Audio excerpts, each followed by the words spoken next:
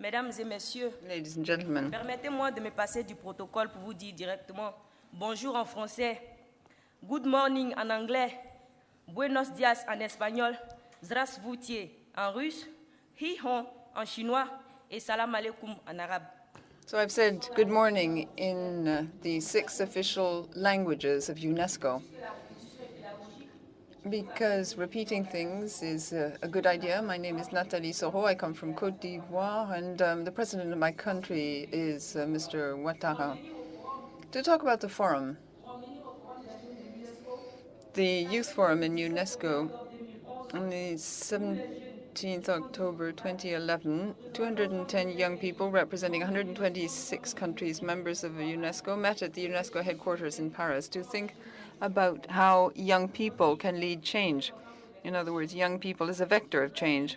I'd like to stress the fact that to date, UNESCO is the only official forum within the UN system that has given the floor to young people in an institutional framework. Of course, at a time of young uprisings all over the world, it's important for us to have a common platform that includes us in the political platform and decision-making and puts us in contact with decision-makers. That is why we welcome the fact that the 7th Forum, Youth Forum in UNESCO, is directly linked to the General Conference, and the recommendations we voted are discussed on the agenda of this conference.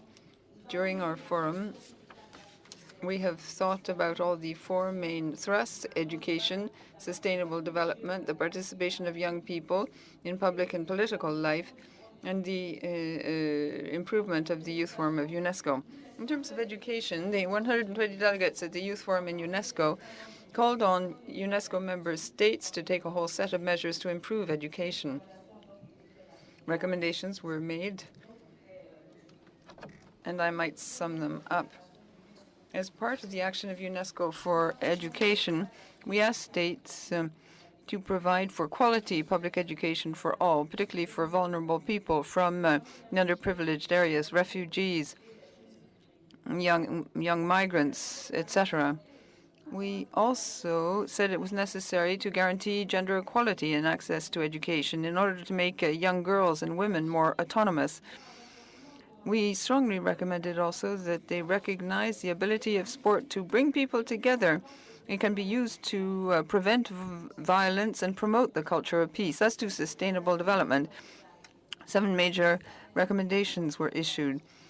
Member states should develop a green society. Youth initiatives should be encouraged. This will make it possible to reduce carbon footprint and prevent natural and ecological disasters. The participation of young people in public life is something we are asking states to strengthen. We want to be more involved in decision-making, and we want to be included in official delegations. The youth people should be selected on the basis of gender equality and in a transparent manner. We also urge them to provide us with technical and financial and human support in all the areas where we are active, particularly when it comes to implementing our project to draft an international convention that would set out the rights of young people in a context of change. We young delegates suggested some improvements to optimize UNESCO's results. We young people have asked to be involved in the drafting of the agenda. We want UNESCO to increase the number of specialized NGOs involved in the forum. When we return in our respective countries after these fora, for 2 years, each delegate has to work in his or her area to attain the goals set. The project to build peace around the Malu River, begun by young Ivory Coast inhabitants, comes under this framework. The main difficulty is that we have hardly any means in the field. In Côte d'Ivoire, in terms of the associate universities of UNESCO, we provide peer training. We have facilitators who helps us manage projects, and we voluntarily teach the 6 languages of UNESCO: English, French, Spanish, Arabic, and Russian. For more than 300 participants, we have a room that can hold hardly 120. But this has not dampened our will to do things.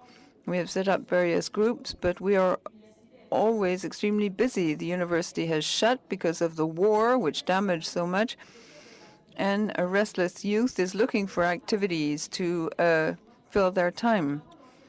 We launched an employment program. We want to set up a database of young people looking for jobs. The project was begun by Alain Le Bugnon, who promotes youth and civic service. Our President of the Republic, His Excellency Mr. Ouattara, has also pledged to create 10,000 jobs for young people by 2015. But people need a vision, and this is the kind of thing we're trying to provide within our commission. We want to provide practical training in project management.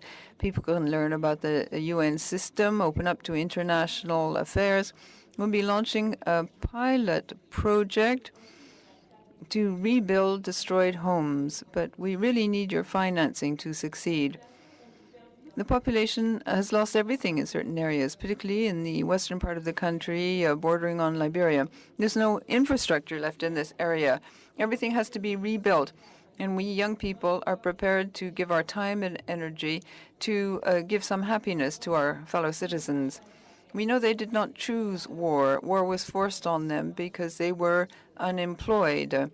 They didn't go to school. The problem is that it's as though young people spread the word to go and fight in the neighboring country. When there was a war in Liberia, some young people went to fight. And the same thing happened in Côte d'Ivoire. Young Liberians were the first mercenaries to come and kill their Ivory Coast neighbors. The same thing happened in Sierra Leone.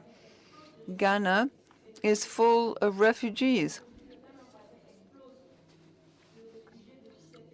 from all these countries. I don't want to be pessimistic, but in my view, if nothing is done now, we won't be able to cope. These indicators upset us. For example, in particular, the number of light and small weapons in the area. We started the project Build Peace around the Malo River, which was inspired by the 5th Youth Forum of UNESCO. We're preparing a youth forum amongst the neighboring countries to discuss our common problems and find joint solutions.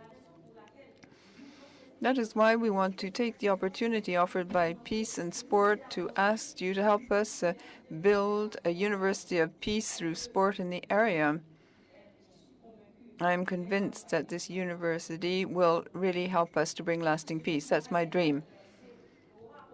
The people who helped me achieve this will have changed the life of thousands of desperate young people. Dear decision makers, you are familiar with the suffering of the underprivileged. Help us. Don't just look at politics. Remember, it's a highly human issue we're discussing here. It doesn't matter where we come from. We also belong to humanity. You're not entitled to abandon us. I know you have enough humanity to understand what I'm saying. Think about all these young people. Don't let your heart turn to stone. Joël Bouzou talks about peace through sport. The myth will become reality. His Serene Highness Prince Albert of Monaco has written, "Changes in our world are deep-seated. Faced with the collapse of models and ideologies, the increasing social inequalities, food and health problems, environmental and other upheavals, we are in duty bound to preserve and promote a culture of peace." It is for this reason that I would like to heed your words. And indeed, we need to achieve these dreams and ensure there is justice for the most underprivileged. Dear Prince, all these smiles you bring back to the faces of these young people will be returned to you many times over in the course of eternity. Thank you very much, Nathalie SORO.